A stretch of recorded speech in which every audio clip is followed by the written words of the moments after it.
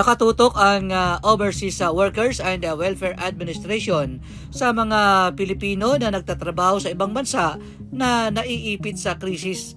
Ito ang binigyang diin ni Repatriation and Assistance Division Head Director Attorney Falcone A. Millar sa panayam ng DCRH. Ayon kay Attorney Millar, sa bansang Kuwait mayroon nang mahigit 9,000 overseas Filipino workers ang napauwi na sa bansa matapos mag-avail ng repatriation program ng OWA sa ilalim ng Pangulong Bongbong Marcos Jr.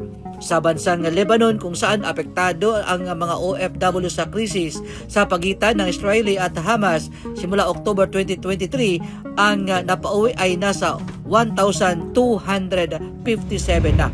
Doon din sa bansang Lebanon, ang total na napauwi na natin ay 1,257.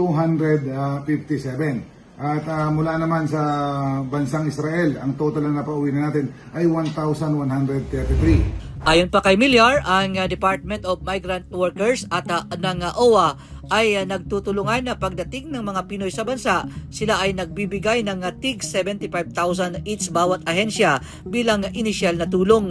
Katuwang rin anya nila ang DSWD, DOH, TESDA at iba pang government agency.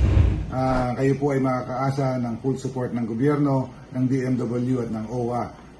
Hindi po natatapos ang pagtulong sa inyo ng DMW, OWA sa pag-uwi dito. Kayo po ay asikasuhin namin sa pag-uwi dito. Magkakaroon po kayo ng panimulang special financial assistance. Dagdag pa ni Millar, una ay nahirapan silang hikayatin ang mga Pinoy sa alok na voluntary repatriation dahil ang ilan umano dito ay nakapag-asawa na ng Kuwaiti, Lebanese, Israeli, ngunit dahil peligro ang sitwasyon sa conflict ng Israel at Hamas, sila ay nag-avail sa programa. Sinabi rin ni Millar na may amnesty program na alok ng United Arab Emirates sa mga Pinoy na overstaying na isa rin sa mga tinututukan ng pamahalaan.